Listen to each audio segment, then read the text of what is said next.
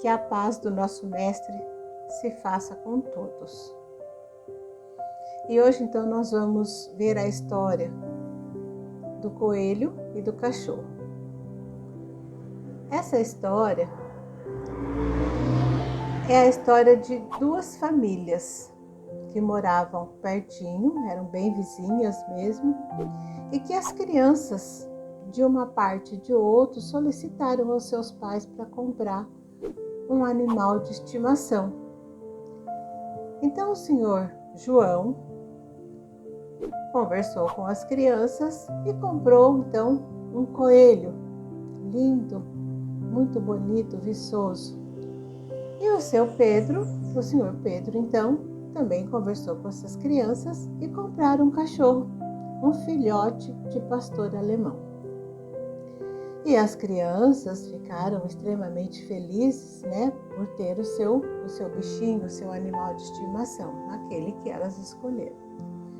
Mas o senhor João, qual tinha comprado o coelho, conversando com o senhor Pedro, disse a ele: mas você comprou um cachorro? Ainda você comprou um pastor alemão?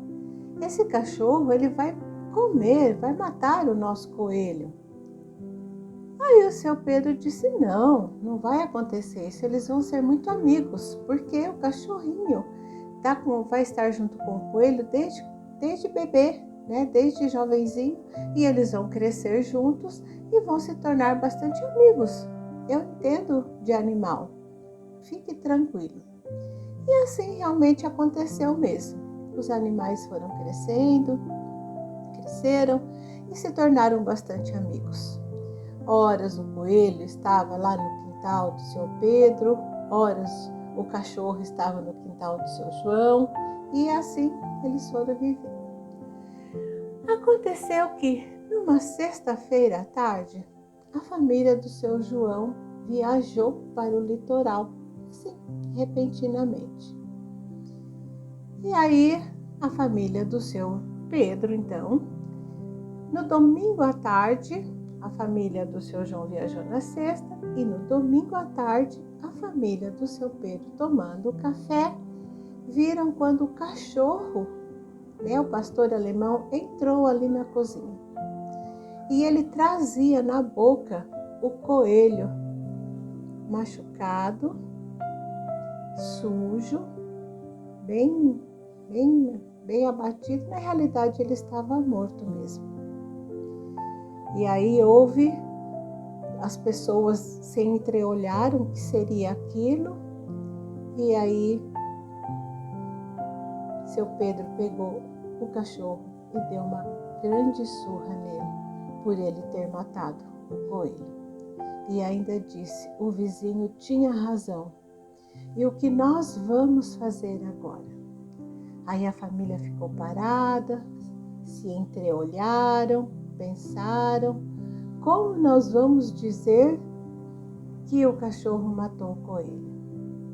E aí resolveram então, deram um bom banho no coelho, arrumaram ele direitinho, secaram com o secador e levaram ele lá na casinha dele, colocaram ele lá como se nada tivesse acontecido.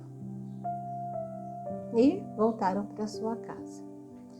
Mais tarde um pouco, a família do seu Pedro ouviu o grito das crianças. E aí eles se entreolharam novamente, chegaram. Passado pouco tempo, vai o seu João lá na casa do seu Pedro, com o coelho na mão, e fala assim: olha, veja o que aconteceu. Aí o seu Pedro pergunta: mas o que foi que aconteceu? O coelho. Mas o que tem o coelho? Ele falou assim: o coelho está morto. Ele falou assim: mas eu vi ele à tarde, parecia tão bem. Ele falou: não, ele morreu na sexta-feira. E nós e as crianças fizemos um buraco e enterramos o coelho. E viajamos para o litoral para poder esquecer um pouco isso, porque era uma dor muito grande para as crianças. Mas como ele aparece aqui agora? E a história, meus amores, termina aqui. Ficou uma interrogação, né? Essa interrogação, você termina a história. Você dá um final para ela. Você vai determinar como terminou essa história.